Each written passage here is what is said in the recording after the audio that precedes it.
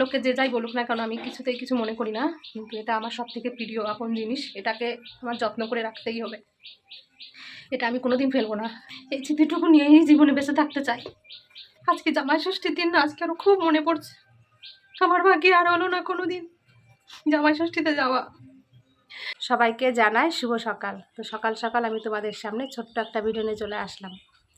সকালবেলা আজকে ঘুম থেকে অনেক দেরিতে উঠেছি, তোমাদের কি বলবো, অনেক লেট হয়ে গেছে। 8টার সময় ঘুম থেকে উঠেছি আজকে, কারণ ছেলে আজকে স্কুলে যায়নি, ওই কারণে লেট হয়ে গেছে আর কি। ছেলে এখনও ঘুমোচ্ছে, এই দেখো ওই যে ছেলে এখনও ঘুমোচ্ছে। তো কালকে রাত্রেই বলেছে কি মা আমি আজকে একটু দেরিতে করে ঘুম থেকে উঠবো, কারণ কালকে স্কুলে যাব না, সেই জন্য। ম্যামরাই বলেছিল কালকে একটা কি আছে, যদি কেউ স্কুলে আসো আসো, না আসো না আসো কোনো সমস্যা নেই, নাম প্রেজেন্টও হবে না কালকে নাকি, তাই বলেছে ম্যাম। তো সেই জন্য ছেলে আর স্কুলে যায়নি, একটু ঘুমাচ্ছে। আমার সকালবেলা উঠেই পেয়ে গেছে খিদে, খুব জোর খিদে পেয়ে গেছে। তো এখন এই যে বাতাসার জল নিয়েছি, তোমার আজকে চা খাচ্ছি না, বাতাসার জল নিয়েছি, মুড়ি দিয়ে খাবো।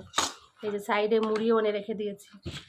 তোমার কি হয়েছে, কালকে রাত্রিবেলায় তোমার একটু চা বিস্কুট খেয়েছিলাম, আর কিচ্ছু খাইনি। তো সারা রাত পেটের ভিতর যে কীভাবে মানে কামড়িয়েছে তোমাদের কি বলবো, খিদের যন্ত্রণায় লাস্টে বালিশ চাপা দিয়ে শুয়েছিলাম। ঘুম আসে না রাত্রেবেলায়, 1টা 1:30 2টো 3টের সময় মানে পেটের ভিতর এত পরিমাণে কামড়াচ্ছে, তখন ওই অবস্থা। খিদেতে কি আর ঘুম আসে, আর অত রাত্রি খেতেও ইচ্ছা করে না। তো সকালবেলা না পুরো মানে কি হাঁটতেই পাচ্ছি না, শরীরটা যেন কেমন মানে অস্থির করছে, মানে মনে হচ্ছে বল পাচ্ছি না। তো ওই জন্য ভাবছি সকালবেলা আজকে মুড়ি আর বাতাসার জল এইগুলো খেয়েই যাবো, চা আজকে খাবো না, আজকে দেরিও হয়ে গেছে আমার।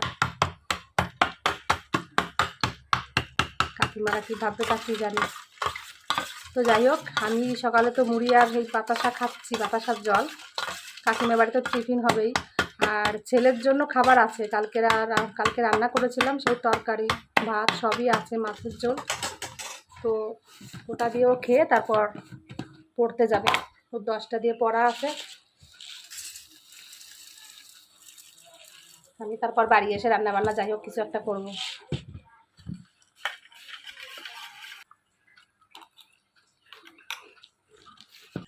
মুড়ি খেয়ে যে বেরিয়ে পড়লাম কাজে।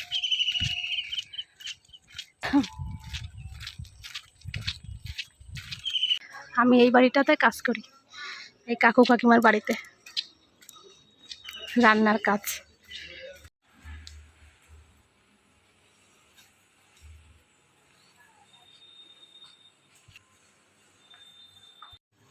আমি এই যে কাজে চলে আসলাম, তো এসে এই যে রান্না বসিয়ে দিয়েছি। আজকে রুটি হচ্ছে না, আজকে ডালিয়া করছি, আর ডালিয়ার সঙ্গে হবে পাঁপড় ভাজা। তো প্রেশার কুকারে মানে কড়াইতে কষিয়ে ডালিয়াটা সবজি দিয়ে তারপরে যেটা।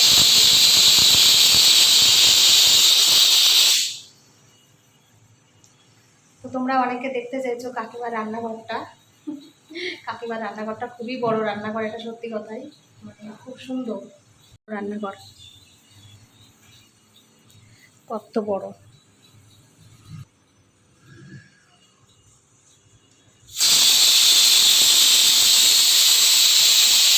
একদম খোলামেলা রান্নাঘর কাকিমার, হাঁটা চলা করে কাজকর্ম করে সত্যিই সুবিধা।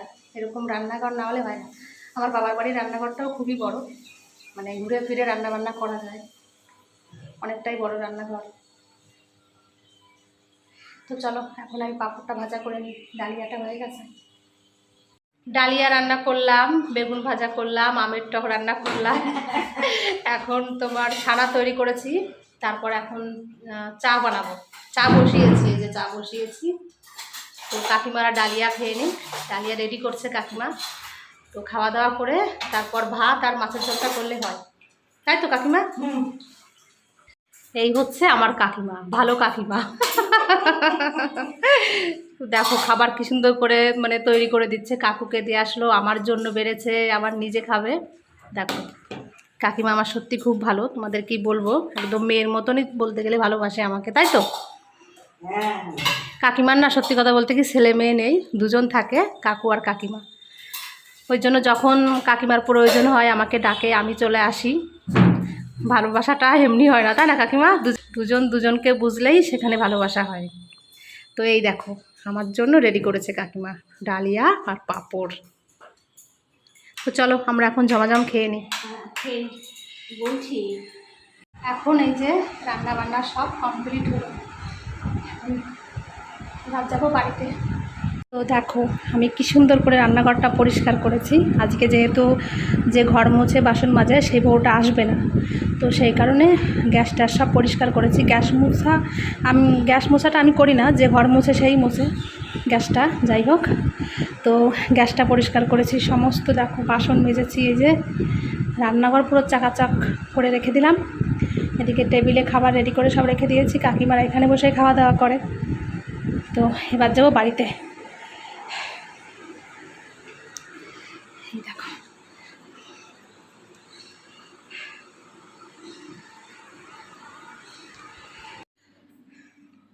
এই যে কাকিমাদের বসার জায়গা, আর ওখানে একটা রুম আছে, ওখানে একটা রুম আছে, এখানে একটা রুম আছে। ও কাকিমা আমার হয়ে গেছে।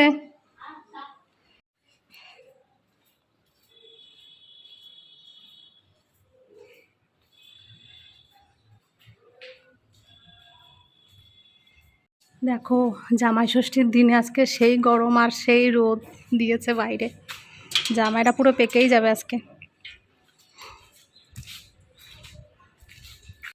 আমার আর জামাইও নেই, জামাই ষষ্ঠীও নেই। তো যাই হোক সকালবেলা বোন ফোন করেছিল, কতবার করে আমাকে যেতে বলেছে, মানে ওদের বাড়িতে, বোনের বাড়িতে। তো আমি যাইনি, আমার ইচ্ছা করে না যেতে। আর বোনের বর তো বাড়িতে নেই, বোনের বর তো দুবাইতে। তো আমাদের বাড়িতে এবার আর জামাই ষষ্ঠী হচ্ছেই না। এক জামাই তো জীবনের মতন হারিয়ে গেছে, আর এক জামাই থেকেও আসতে পারবে না ষষ্ঠীতে, কারণ সে দুবাইতে থাকে, কি করে আসবে। আর ভাই তো বিয়ে করেছে নতুন, ভাইয়ের তো এবার জামাই ষষ্ঠীতে যেতেই হবে, প্রথম জামাই ষষ্ঠী বলে কথা। তো ভাই, ভাইয়ের বউ, বোন সবাই ফোন করেছিল আমাকে যাওয়ার জন্য। তো আমার আর যেতে ইচ্ছা করছে না, তাই আর যাইনি। কারণ গেলেই মন খারাপ হবে, তোমার দাদাভাই যেহেতু নেই, আশেপাশে সবাই জামাই ষষ্ঠীতে আসবে, তো আমার আরও বেশি কষ্ট হবে। ওই কারণে আমি আর যাচ্ছি না।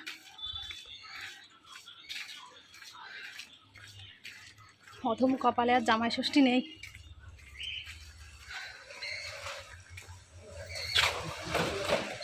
তো আজকে সবাই যাচ্ছে না, মনটার ভিতরে একটু খারাপও লাগছে ভীষণ। ভগবান কেন এত নিষ্ঠুর হলো আমার বিষয়ে জানি না। আমি এই যে বাড়িতে আসলাম কাজ থেকে এখন। তো কি বলবো তোমাদের, কালকে রাত্রেবেলায় ঘরে কে থাকবে। তোমাদের তো আগের দিনও বলেছিলাম যে আমাদের ঘরে প্রচুর পরিমাণে ইঁদুর হয়েছে, একটা ইঁদুর মারা গেছে।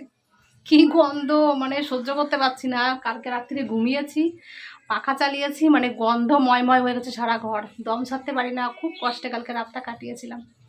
তো এখন এই খাটের নিচটা একটু পরিষ্কার করব। তো দেখি যদি পাওয়া যায় খুঁজে, কোথায় আছে লুকিয়ে কে জানে। এই গন্ধতে থাকা যায় বলো তো তোমরা? তো সব এই যে বের করছি এখন, দেখি পাওয়া যায় নাকি ইঁদুরটা।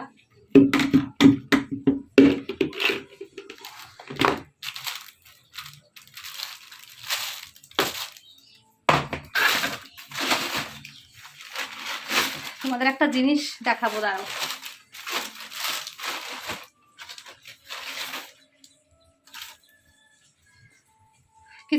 কেউ কিছু মনে করো না, একটা জিনিস তোমাদের দেখাচ্ছি বলে, যাই হোক এটা আমার মনে চাইছে আর কি তোমাদের সঙ্গে শেয়ার করতে, তাই করব। এই যে দুটো চটি দেখতে পাচ্ছ, এই দুটো চটি তোমাদের দাদা ভাইয়ের ছিল। তো এই চটি দুটো পায়ে দিয়ে লাস্ট যেদিন তোমাদের দাদাভাই হসপিটালে গেছিলো, এই চটি জোড়া পায়ে দিয়ে গেছিলো হসপিটালে। তো ওর পায়ের ছাপ লেগে আছে এই চটিতে। আমি ওই জন্য ওই চটিটা কখনো ফেলি না, এটা আমি রেখে দিয়েছি ক্যারি প্যাকেটে ভরে, যে ওর পায়ের ছাপটা আমার কাছে সবসময় থাকবে সেই জন্য। তো ওই যে লাস্ট পায়ে দিয়ে গেছিলো হসপিটালে, এই চটিটার পরেই গেছিলো সেদিন কেনা। তো সবাই বলছিল ফেলে দিতে চটিটা, কিন্তু আমি ফেলেনি, আমি বাড়িতে নিয়ে আসছি, যে না আমি মাঝে মাঝে দেখবো, আমার মনটা ভালো লাগবে। ওর ছাপ যেহেতু এই চটিতে আছে, সেই জন্য আমি রেখে দিয়েছি এটা। তো তাই তোমাদের সঙ্গে একটু শেয়ার করলাম। আরও একটা জিনিস আছে, তোমাদের একটু দেখাই। এই ঘরের প্রতিটা জিনিসে কিছু না কিছু বের করতে গেলেই শুধু ওর কথা তোমাদের বলতেই হবে। হয়তো তোমরা অনেকে খারাপ ভাববে যে ওর কথা মনে রাখছি সেজন্য। তো এগুলো কি করে ভুলবো বলো? এগুলো তোমাকে মনে করতেই হবে, যতদিন বাঁচবো আমি, আমাকে মনে রাখতেই হবে এগুলো। এই জুতো জোড়া দেখো, এই জুতো জোড়া এইবার পুজোর সময় পছন্দ করে নিজে কিনেছিল। এই জুতো জোড়া মাত্র একদিন মনে হয় পায়ে দিয়েছিল, কারণ একবার আমি ওর সঙ্গে ঠাকুর দেখতে গেছিলাম, ও আর আমি একসঙ্গে মিলে দুজন, তখন এই জুতো জোড়া পায়ে দিয়ে গেছিলো। তো এই জুতো জোড়া আমি রেখে দিয়েছি, ওর পায়ের সব ছাপ। মানে খুব পছন্দ করে জুতো জোড়া কিনেছিল পরবে বলে, তো একদিন শেষমেশ পায়ে দিতে পেরেছে। তো এই দুজোড়া জুতোই আমি রেখে দিয়েছি, আজকে একটু ভালো করে মুছে আবার রেখে দেবো ওইগুলো। তো এটাই আমার সম্বল এখন। সবাই হয়তো খারাপ ভাবলেও আমার কিছু করার নেই, কারণ এগুলো আমার জীবনের থেকে অনেক মূল্যবান। এই মূল্যবানের কথা তোমাদের কাছে বলে আমি শেষ করতে পারবো না, যে কতটা মূল্যবান আমার কাছে এই জিনিসগুলো। ও ছিল আমার সব থেকে একটা প্রিয় মানুষ, যাকে আমি ভালোবেসেছিলাম। আজ 20 বছর বলতে গেলে ওকে আমি একভাবে ভালোবেসে এসেছি। তো এই ভালোবাসাটা কোথায় যাবে বলো? তো এই আমার সব থেকে আপন জিনিস। লোকে যে যাই বলুক না কেন, আমি কিছুতেই কিছু মনে করি না, কিন্তু এটা আমার সব থেকে প্রিয় আপন জিনিস। এটাকে আমার যত্ন করে রাখতেই হবে, এটা আমি কোনোদিন ফেলবো না, যে যাই বলুক না কেন আমাকে। এই স্মৃতিটুকু নিয়েই জীবনে বেঁচে থাকতে চাই, আর কিচ্ছু না।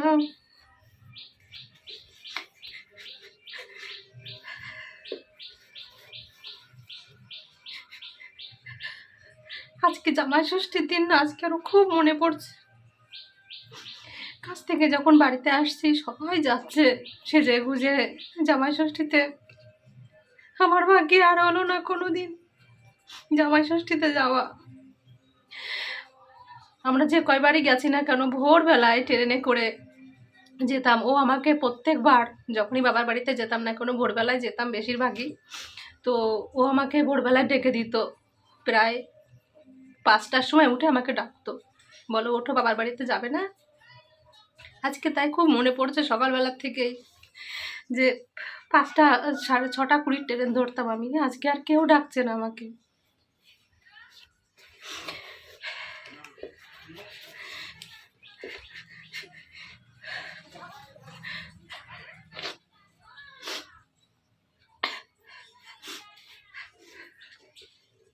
ইঁদুরটা খুঁজতে খুঁজতে, রান্না করতে করতে আজকে দেরি হয়ে গেল।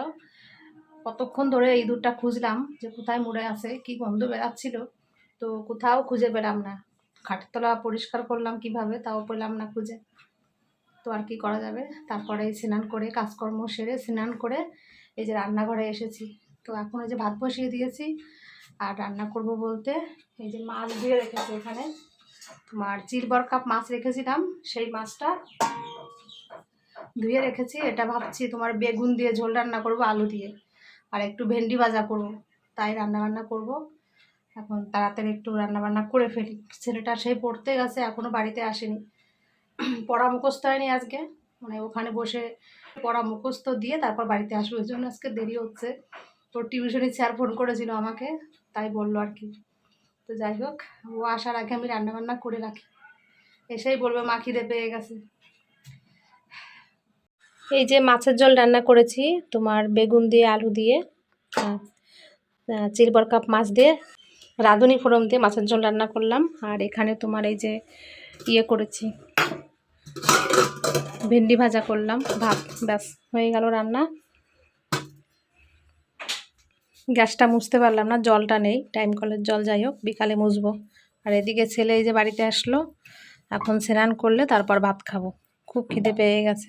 ছেলে এই যে বাড়িতে আসলো, তো অনেক লেট হয়ে গেছে, পুরো 3:30 বেজে গেছে আজকে। সেই পড়া মুখস্থ করে ছেলেকে তারপর পাঠিয়েছে, ওই জন্য দেরি হয়ে গেছে। আর এখানে বসবো কি, এত বাজে গন্ধ বেরাচ্ছে, ভাত যে কী করে খাবো সেটাই চিন্তা করছি। চারিপাশে জল জমে গেছে, নোংরা, জানলায় যে আটকে দিলাম, কি দুর্গন্ধ আসছে, পচা পচা গন্ধ। ঘরের ভিতর ইঁদুর মারা গেছে একটা, যেটা পেলাম না খুঁজে। নোংরা পরিবেশ যাকে বলে। এই বর্ষার সময়টা একদম মানে জঘন্য। আর অন্য সময় ঠিক আছে মোটামুটি, কিন্তু এই বর্ষাকালটা আমার একদম ভাল লাগে না এখানে। আগে একবার জল ঢুকে ঘরে কি বিধিখিস্তি অবস্থা, এবারও তো ড্রেন পুরো ভর্তি হয়ে গেছে। কখন না জেনে আবার ধুমধারেক্কা বৃষ্টি হয়ে ঘরে জল ঢুকে না যায়, সেটাই ভয় করে এখন। কোনোভাবেই জল আটকাতেই পারবো না, কারণ ঘর আমার সামনের থেকে উঁচু আছে, সামনের দিক থেকে, কিন্তু একদম ওই যে খাটের যে কর্নার সাইডটা ওখানে নিচু, মানে ওখান থেকে চুই চুই করে জল ঢোকে, ঘরের ভিতর থেকেই জল ঢোকে। বাইরে যেমন তেমন তেমন একটু উঁচু আছে, কিন্তু ঘরের ভিতরে আর মানায় না, এখান থেকে জল ঢুকেই ঘর ভর্তি হয়ে যাবে। আমার ননদের ঘরটা তো বেশ উঁচু করেছে, ভালো করছে এক হিসাবে, ওই ঘর আর জল ঢুকবে না। সমস্যা হচ্ছে আমার এই ঘরটা নিয়ে। সামনেই তো বর্ষাকাল, এটাই চিন্তা করছি। এখন এরকম বাজে অবস্থা, আরও তো দিন পরে আছে বর্ষাকাল, মানে এত নোংরায় জায়গা, ড্রেনের জন্য বেশি সমস্যা হয়। এই সমস্ত জায়গায় রোগ ব্যাধিটা বেশি হয়, এই নোংরা পরিবেশের জন্য পেটের রোগ বেশি হয়। এই খাওয়া দাওয়া করে উঠলাম, কোনো রকম খেয়েছি আর কি, গন্ধ সে অবস্থায় ভাত খেয়েছি, কি করব, খিদেতে সহ্য করতে পারছিলাম না। খেয়ে এই যে মানে খাটের পরে একটু আসলাম, এখন একটু চুপচাপ করে শুয়ে থাকবো। ছেলে আবার বাইরে গেছে, মনে হয় ক্যারাম বোর্ড খেলতে গেছে, একটু বিকাল হয়ে গেছে এখন। তো যাই হোক, আমি এখন একটু চুপ করে শোবো, আজকে ভালো লাগছে না। তো আমার ভিডিওটা আমি এখন এখানেই শেষ করছি। তোমরা সবাই খুব ভালো থেকো। আর কে কে তোমরা জামাই ষষ্ঠীতে গেছো বাবার বাড়িতে, আমাকে একটু কমেন্ট করে জানাবে আজকে, তাহলে আমার একটু ভালো লাগবে। তোমরা আনন্দ করো, এটাই আমি শান্তি পাবো। নিজে তো আনন্দ করতে পারবো না, তোমরা আনন্দ করো, এটাই সত্যি মন প্রাণ থেকে আমি চাই তোমরা সবাই আনন্দ করো।